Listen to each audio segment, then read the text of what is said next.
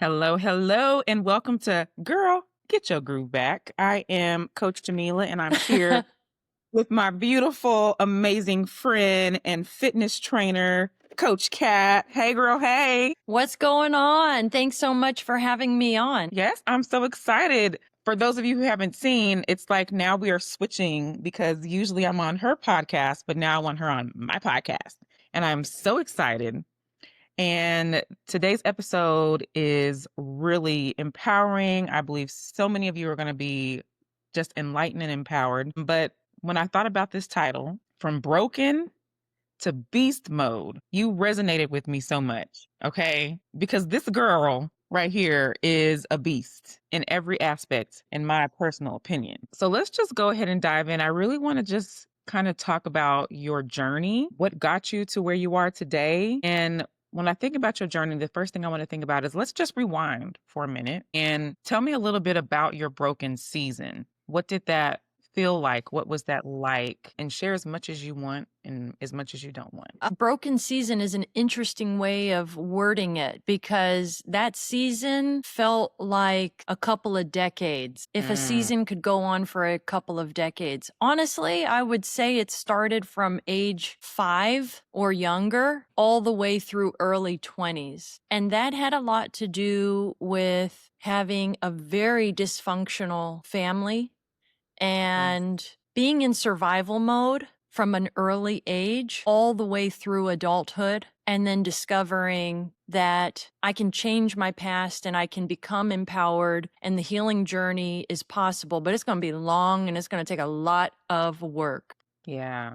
And what do you feel, as you got into your 20s, what do you feel prompted you or pushed you to say, there's some work that needs to be done? I think I always felt like I didn't have good role models for loving relationships. Mm. And I was always just trying to figure it out through movies and TV shows and stories I read in books. And the thing that's coming up is I was eligible for Medicaid when I was, I think, 20 or 21. And so I took advantage of that opportunity and I found myself a psychologist and I decided to see a therapist for the first time as an adult. And that was the real start of unlocking a lot of stuff that I had pushed deep down inside that wasn't ready to be addressed quite yet. That's interesting. A lot of us, including myself, I didn't go to therapy at all until I was an adult. And I think it's such a pivotal aspect of life. I think everybody should do therapy, even if you feel like you don't need to, because it opens up a lot of questions and allows you to reflect on a lot of things. Before the beast mode, like the cat that I know, you are very intentional, right? Intentional about so many things. You're very reflective. You're very aware of your body. You're very disciplined. Before the beast mode, before the modeling, before the muscles, because girl, you are definitely in shape. Who do you feel that you were when no one was watching? I felt like a shadow. Mm. I felt insignificant. I felt small. I felt unimportant. I felt unloved. I felt undeserving of love. I felt like I would never amount to much. I felt broken. I felt damaged. I felt like damaged goods. There was no way of redeeming myself from the things that had happened to me and the things that I had done in childhood and very early adulthood. I never thought I would amount to much. That's the truth. And something inside of me wanted more, though. I think there was enough inspiration around me, maybe in people that didn't realize they were impacting me. Maybe it was just in movies. Maybe it was glimmers of people that I saw from a distance where I thought, that's aspirational.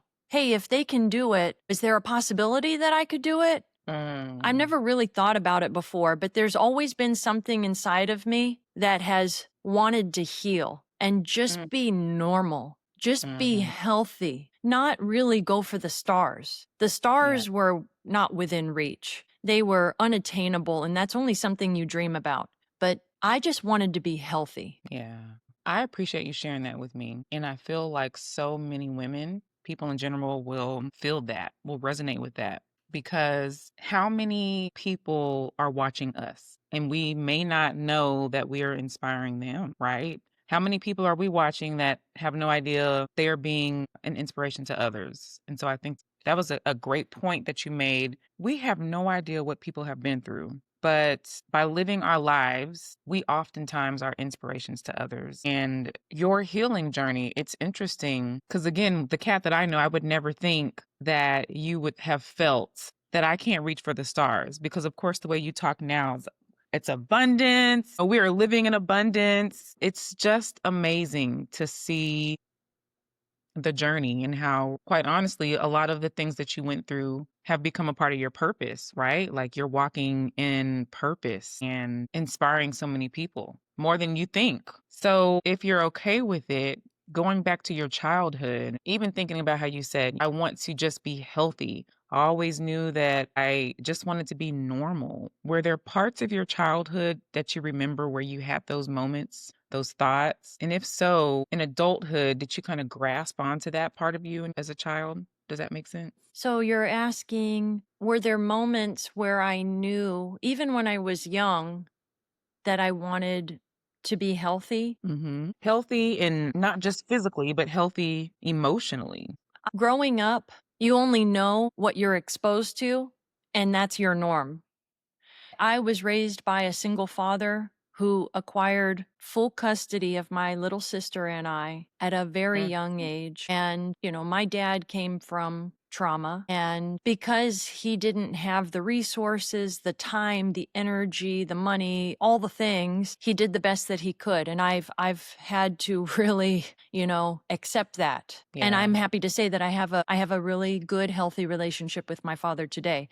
But growing up, that was a different story. I was in survival mode. He was in his own form of survival mode. And I knew that there were a lot of things that should not have happened and that did happen that inflicted a lot of trauma, a lot of pain, a lot of anger. And, on top of that, it was not only there wasn't only physical violence, mental and emotional abuse. Before that, there was sexual abuse, not by him, but the whole enchilada. Just trying to lighten the mood a little bit because it can be heavy. And I will say that one of the ways that I coped with it was by being funny and being really attracted to those who made me laugh, and also singing. Singing was when I felt free. So when I had to swallow all of those feelings and I wasn't allowed to cry and I wasn't allowed to feel pain and anger and upset and I had to hold it in, which is incredibly unhealthy and leads to a lot of distress, possibly disease, all these things. I belted it out. I was the little girl in choir class that just belted it out from like my guts. I didn't sing up here. I sang low and it was so round and robust, and that was me cleansing. That was me purging things that I wasn't allowed to express in healthy ways, in other healthy ways. So song and music saved me. And I just knew during some of like the more violent and traumatic times that I knew that that wasn't normal, because I started seeing my friends' parents and I was like, well, wait a minute, there's no abuse happening here. They seem to all get along. I want that for myself. And I've had lots of moments like that. But when you're young, again, you only know what you know and what you're exposed to. It wasn't until I got older and I started seeing around me what healthy relationships and healthy family dynamics looked like. I just want to pause for a moment because I really appreciate Little Cat and how, like you said, as a child, you don't know what you don't know. You don't know, man, my nervous system needs to be regulated. I'm in survival mode. These are the steps I should take. Like, you just don't know that. You do the best that you can. And I love the fact that you were the girl in choir who was belting it out from her soul, right? And it really makes me think as a child. I know there were several people who probably were going through trauma at home. And there were ways that they were going through their own healing journey. Was it that little girl who was, I'm like, ooh, that girl can sing. That girl is singing from her soul. Or was it the one who is highly emotional and had to be walked out of class all the time because she didn't know how to express her emotions any other way. It's why it's so important for us to be gentle with people and stop being so judgmental because you really never know what people are going through. So I appreciate how you navigated that season of life through music and through looking at other people as inspirations and understanding like this is not healthy. This is not a healthy dynamic. I'm curious, you kind of told me what helped you flip the switch in a sense, right? What do you feel helped you go from survival mode to really building yourself up? I think it happens in very, very small steps. I Hmm. think there was always a goal of wanting to be healthy and not knowing what that journey was going to look and feel like. And it doesn't look like a person climbing up a mountain slowly. What it looks like for me is a person starting at the bottom of a mountain, taking a few steps up, and then tumbling down, and then taking a few more steps up, and then tumbling down, and then falling down in a ditch, Mm. and then picking themselves back up, dusting themselves off, being mad, and continuing to walk up until eventually you start making tiny, tiny progress. And this takes a long time because my abuse happened for so many years. It's Yeah. what I knew,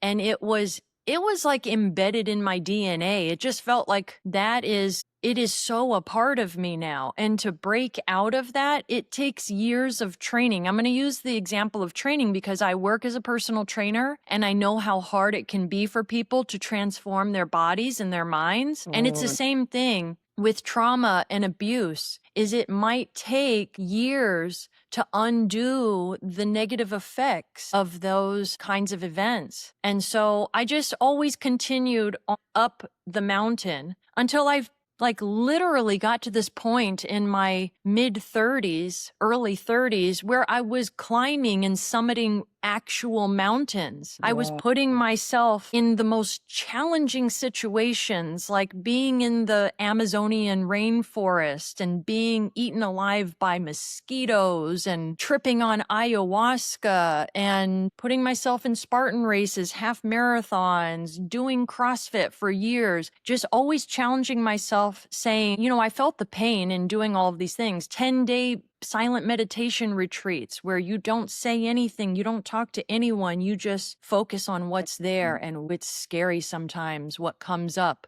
when there's only silence. Because then it's very confronting. All of those little demons that might live within you, they start to come up and they start to surface and they want to rear their ugly heads. And so I think that my journey has looked a lot of different ways, but it's always been challenging me to say like, hey, you went through some tough shit when you were young. You're going to go through different tough stuff as an adult, but it's on your terms. You decide if that you're going to go through it because you know you can. This is good for you.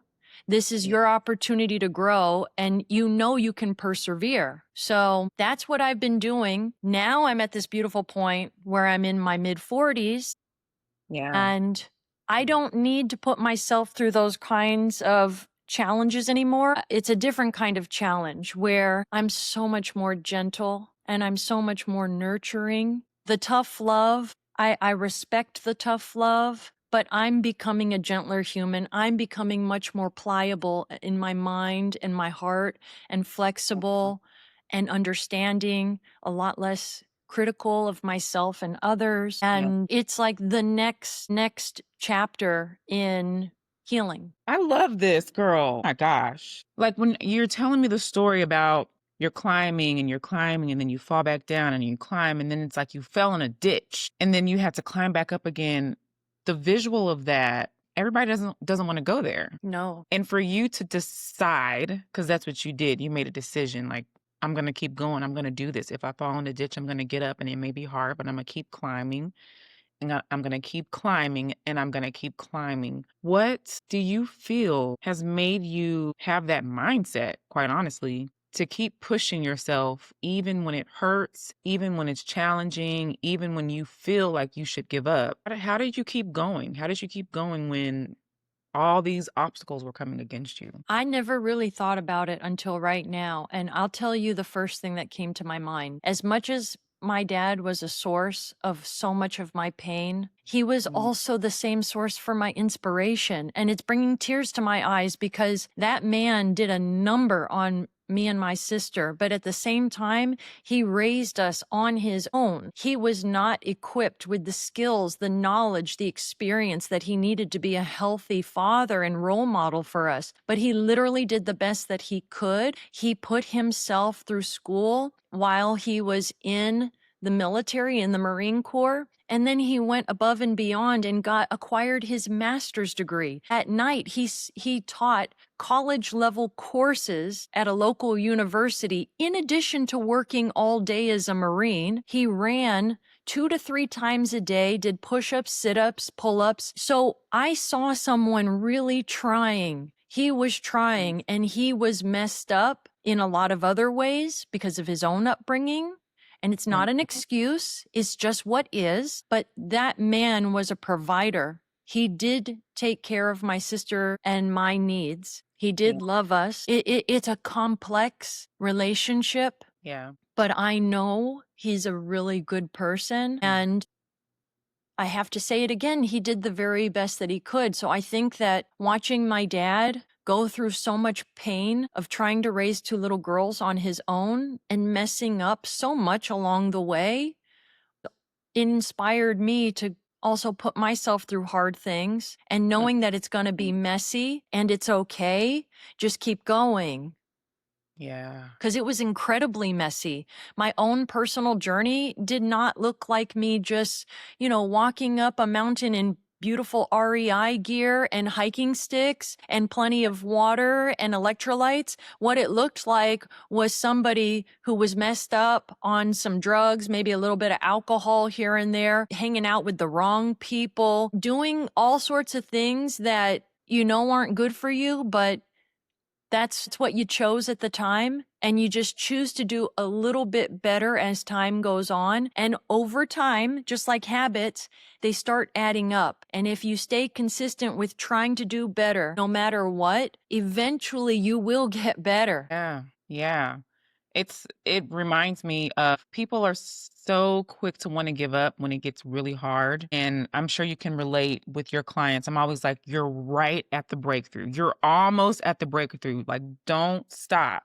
Keep going. You're right there on the brink. And if they continue on the journey, then they're like, I did it. The breakthrough is here. And of course, the journey is continuous, right? But I hope that encourages people who are watching to keep going. Everybody's journey isn't the same, but I love how you have been able to say, you know what? He did the best he could. It's not an excuse for what he did do, but I do recognize that he did the best that he could. And it makes us also think, if I was raised like him, what kind of mother would I be? Would I have done things like him? And so I think it's important for us to not make excuses for those people who could have done it better, but to recognize they did do the best they could. And as long as we're on this journey of healing and we're not staying in this victim mentality and we continue to grow, I think there's power in that. It's so empowering. And I so am inspired by you in so many ways. I heard you say too, on the journey, you were hanging out with the wrong people. I'm sure you lost people along the way.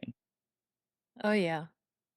So, losing people along the way when you started to heal, what did that look like for you? And how did you know it was time to let some of these people go? Well, that's a great question. And I think that when you said sometimes people adopt this victim mentality, Mm-hmm. I wasn't exempt from that. I lived in a victim mentality for years in my early 20s Yeah. because I think that was the start of me knowing that bad things were done to me, and I wanted people to recognize that, and I wanted to finally share that. And so I attracted other people into my life who also had a victim mentality. That makes sense. Yeah. You attract what you are. So if you're putting out to the world like, hey, I'm owed this and that, and I'm a victim and I had bad things happen to me, then those types of people will also come your way. And I don't take any of that back because there are some beautiful people out there that have had some really shitty things happen to them. And it's just so nice to not feel alone. It Yeah. feels really, really good to know that life sucked for some other people too. And we Yeah. went through some similar things, so we don't feel alone. But then after you've had your pity party, so to speak, at some point, the victim mentality gets old and we start to realize, well, wait a minute. We can stay in the victim mentality and we can remain a victim and not grow and just complain for the rest of our lives, or we can actually do something about it. Yeah. And so that's when my friendship started to change. And Mm. it took a long time. It wasn't instantaneous. And I got rid of all of the people who were keeping me in the same place, or I was keeping them in the same place, because it goes both ways. Yeah. It was a gradual thing. And this is the way that I say it. This is real talk. I Yeah. have been upgrading all of my friendships and relationships my entire life. So I was fortunate enough to have some really beautiful friendships at an early age, because when you're young, there's still a purity there. Oh, yeah. And there's enough, goodness where I was really lucky to attract some beautiful long-term friendships that I still have to this day. But Yeah. at the same time, I've also attracted in some people who were either that victim mentality, didn't aspire to much, Yeah. weren't doing a lot with their lives, complaining, negative, spiraling downward. And I have had to let people go. So you said losing people. I didn't lose people. I let people go. Sometimes very abruptly. Like I remember one girl I sent a message to, an email saying like, hey, I really appreciate our friendship, but this is no longer working for me and where I want to go. That was the gist of it. And it was not well received because people do not want to be let go. Yeah. They don't want to be let go. And this has happened with a lot of friendships. However, I've also had friendships grow apart. And then if we do end up aligning again and coming on the same path, life will find it so that we reconnect. And I've had that happen as well. Yeah. I've also brought in new friendships like you, where I met you when I'm at the greatest time in my life. So this is the cat that you know. And so I know in my heart and I know in my bones that we'll be friends forever because I love who I am today. Yeah. And so it's essential and very healthy and very normal to let go of certain friendships that no longer serve you. And I just listened to this beautiful podcast with Simon Sinek the other day, and he said, friendship should be additive. So you add something to their life, they add something to your life. You don't want it to be one-sided. You want there to be some balance there. And is it going to always look perfectly balanced? No. Sometimes we have times when we really need our friend, and other times it goes the other way. But at the end of the day, it should feel balanced and additive. And I liked the way that he said that. If they're not adding goodness and positivity to your life, then that relationship should really be looked at. Yeah. Thank you for sharing that. And I'm so glad that we have met. I call you my sister friend because you are. And it's so interesting because even for me, it's hard to let people go. For me, it's even if I know they're not serving me anymore, it's like, I don't want to hurt anybody's feelings. And I think a lot of people fall under that boat. But I think a part of growth, like you mentioned, is recognizing when it's not additive and maybe it's bringing you down, or maybe it's keeping you in the same place, or like you said, you're keeping them in the same place. If you were to speak to the audience and they're on a healing journey and they're growing and they want to do better for themselves, but they have this friend group, or maybe this one friend, or maybe it's a relationship that they can't let go of, or they're debating, should I let go of it? Should I keep it? What would be your advice to those individuals who are struggling with that? I have to let this person go. Well, the first thing I would ask them is, why are you holding on to the friendship? What keeps you there? Or what keeps you in this romantic relationship? Yeah.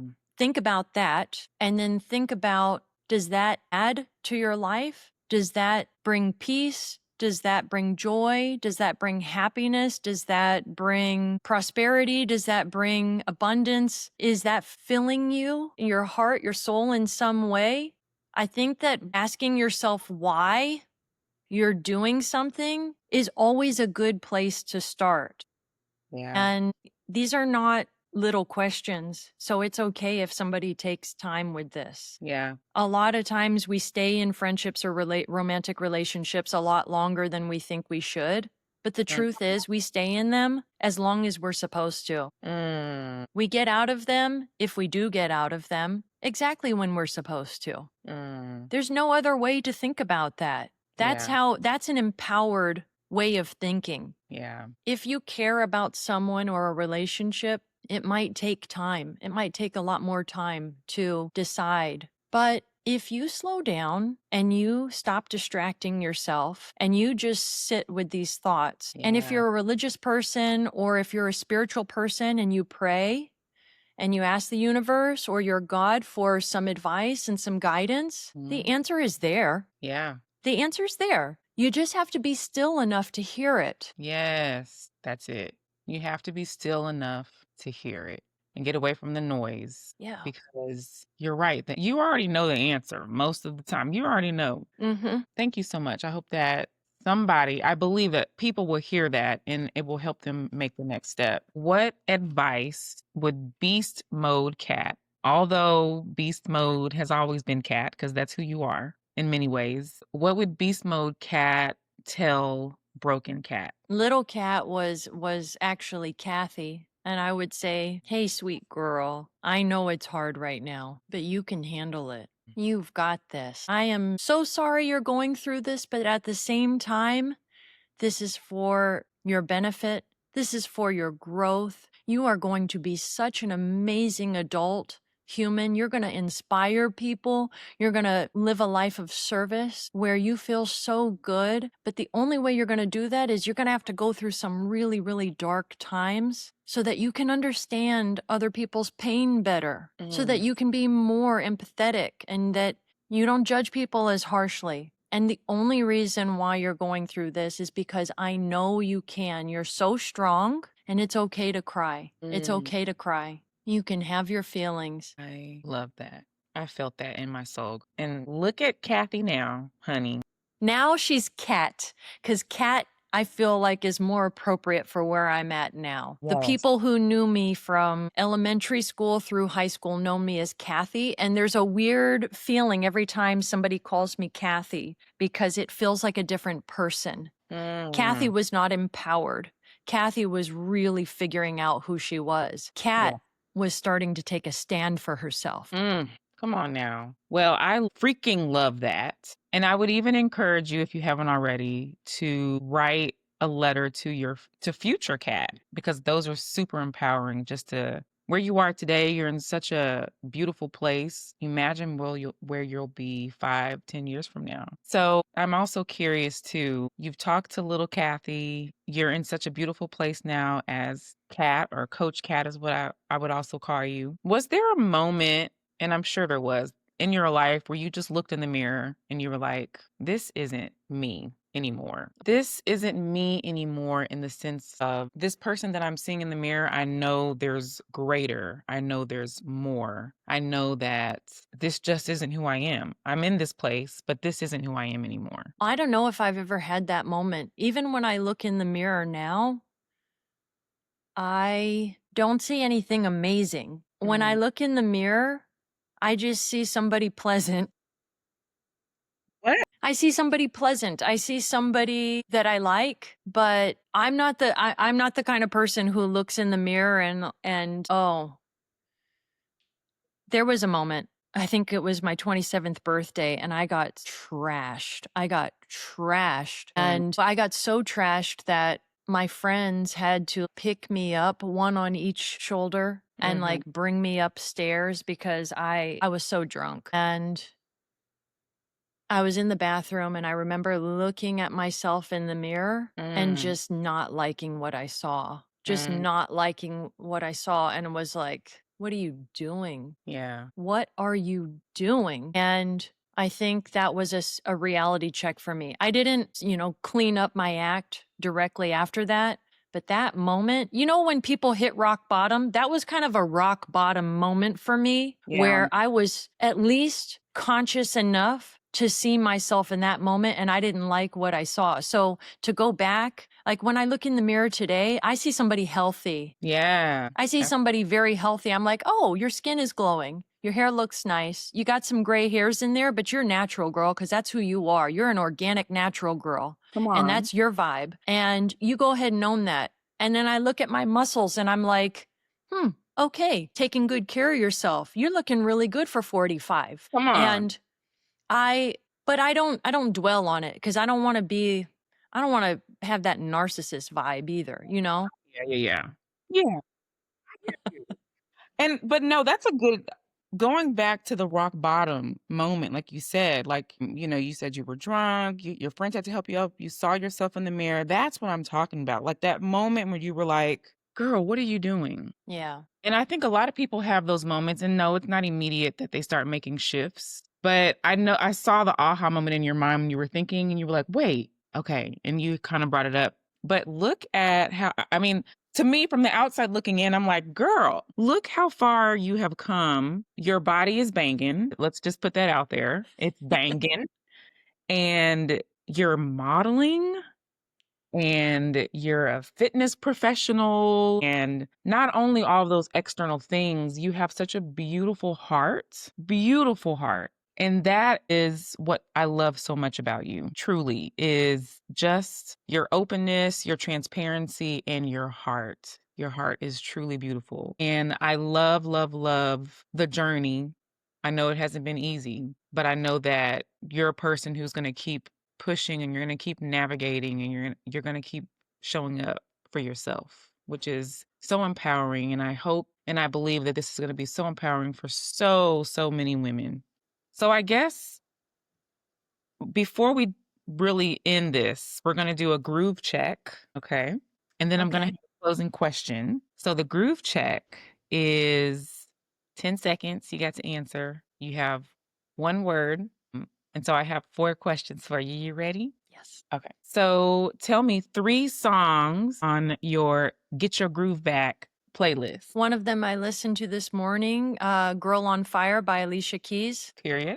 I think it's called Big Energy by Lato. Okay. That'll get you pumped up. I was listening to that this morning as well. And then the other song was absolutely beautiful. And please bear with me because it's totally different from the other two, but it's so lovely. Yes. I want to share it because I want other men and women who are feeling this to listen to this song. I'm It's excited. called Love Mantra and it's by Dose Via. DOSSE with a hyphen VIA. Love Mantra. Love Mantra. Okay. That is a powerful song right there. I'm going to check that out as soon as we disconnect. Yes. I'm going to share it with you. Yes, send it to me. Okay, Love Mantra. Okay, and then a book that has changed your life. Well, you know what's really cool? My favorite book by Gregory David Roberts, it's called Shantaram. Shantaram. This guy was an Australian. He was in federal prison. He was a heroin addict and he broke out of prison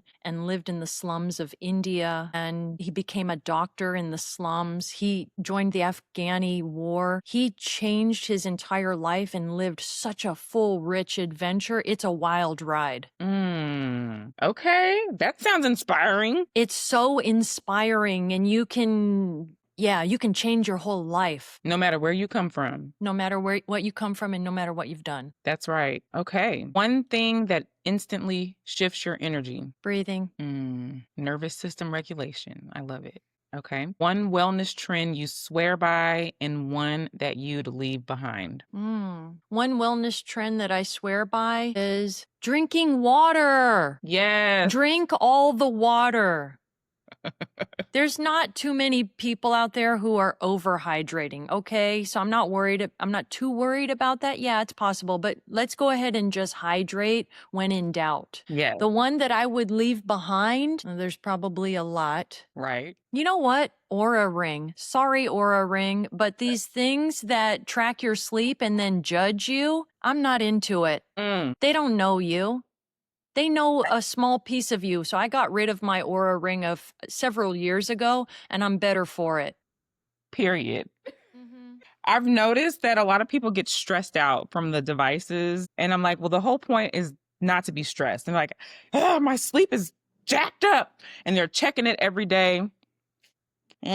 I've been there. Yeah. Okay. So thank you so much. All right. So these questions, 2 closing questions I have for you, and it's okay if we kind of go into something broader, but I think these are important questions to ask. So the first one is, what did trauma teach you about trust in yourself, in others, and in the process? That's a big question. It's a big one. The first thing that comes to mind is that trauma initially taught me not to trust others. Mm-hmm. But as I continue on this healing journey, I have learned that I can and should trust myself. Yes. And that includes if I want to give others trust or if I want to take my time. And that's all okay. Yeah. I love it. Trust yourself. Mm-hmm. That's where it starts. When you trust yourself, then everything else can flow. That's it. Yeah. Trust yourself. Okay. And then for the women out there who feel broken, lost, maybe they're stuck in their past, what's the first step she can take to start rewriting her story today? First of all, know that you're not alone. Yeah. There's so many of us that either feel that way or have felt that way. So you're not alone. The second thing is, if you want to rewrite your story, if you'd like to have a glowing next chapter, it's possible. You can totally do it. It will be hard. It will make you confront some things that you might have been avoiding, and it will be painful at times, and you'll question why you're doing it. But I would encourage you to keep going. Keep going because you can do it. Absolutely. Keep going. Just keep going. Be okay with quote unquote failures. Be okay with having those steps backwards. Be okay with being extremely uncomfortable, more uncomfortable than you've ever been. That's Yeah. part of it. That's how you grow. That's it. And that's the requirement. Be uncomfortable being comfortable. Be comfortable with being uncomfortable. Thank you. I knew what you meant. I knew That's- exactly what you meant. But Yeah. that's hard. That's hard for some people. Yeah. Saying it is the first part, right? Yeah. And I say that to all of my clients and all of my friends and anybody who will listen. Let's start to get comfortable with being uncomfortable until we start to really understand what that feels, looks, smells like. All of it. Yeah. Because it can be overwhelming to the senses. But with like anything, the more you do it and the more you expose yourself to these uncomfortable situations, the easier it becomes. And when you can get through some really hard stuff, you realize, well, wait a minute, I'm stronger. If I can get through that, I can easily get through that. Yeah. That's it. That's it. Thank you so much. Thank you. Thank you so much for having me on your beautiful podcast and for allowing me to share my story. And I feel so heard and I feel so validated by you. And I'm really hoping that our conversation inspires just at least one person today. Yes. The reason why I do what I do is because there are some beautiful people out there who share with me the impact I've had on their lives, and it keeps me going. Yeah. That's what keeps me going. Yeah. It's not just me, it's you. Yeah. So thank you. Yes. It's my absolute pleasure. I know that this is going to touch so many people. I already know. And again, I appreciate you for being vulnerable, transparent, for sharing, some deep parts of yourself. And I think the encouragement for so many people who are watching is that when you have a story, use that as a part of your purpose at the end of the day. Because as the saying goes, your pain can become your purpose and your mess can become your message. And so thank you, thank you, thank you. I love that. Yes, you are truly an inspiration. I love you. I love you. Until next time. Okay. Okay. Bye.